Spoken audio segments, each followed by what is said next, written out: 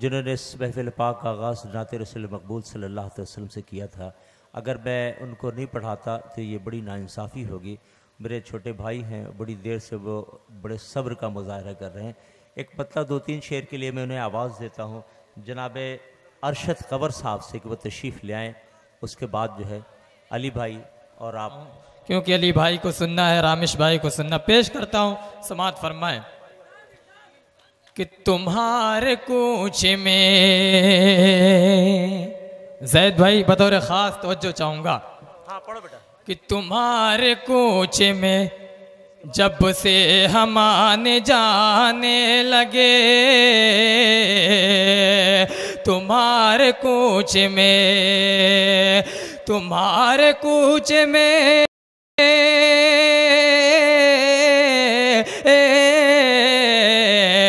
तुम्हारे कूच में जब से हम आने जाने लगे, खामोश लब भी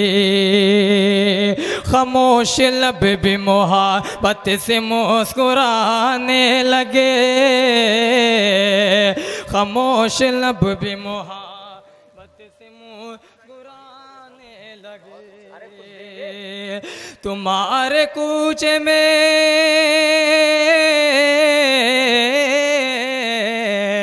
तुम्हारे कूच में जब से हम आने जाने लगे, खामोश लब भी मोहब्बत से मुस्कुराने लगे।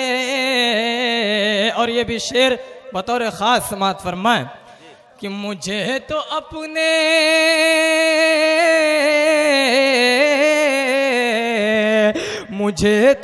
अपने तड़पने का गम नहीं, लेकिन ये डर है तुमको, ये डर है तुमको मोहब्बत न आज़माने लगे,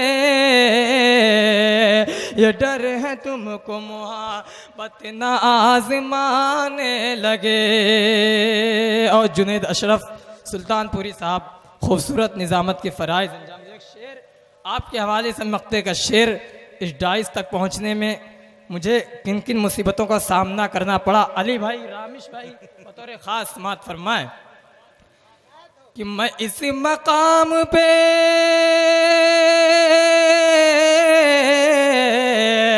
मैं इस मकाम पे पहुँचा यूं ही नहीं अरशदे, मैं इस मकाम पे पहुँचा यूं ही नहीं अरशदे, जहाँ तक आने में, यहाँ तक आने में मुझको भी एक ज़माने लगे,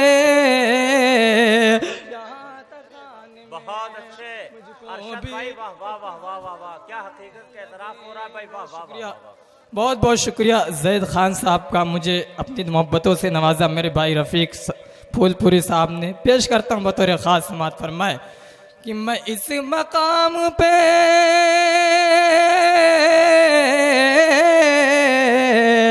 मैं इस मकाम पे पहुँचा यूं ही नहीं अरशदे, यहाँ तक आने में, यहाँ तक आने में मुझको कई ज़माने लगे, यहाँ तक आने में मुझको भी एक ज़माने लगे।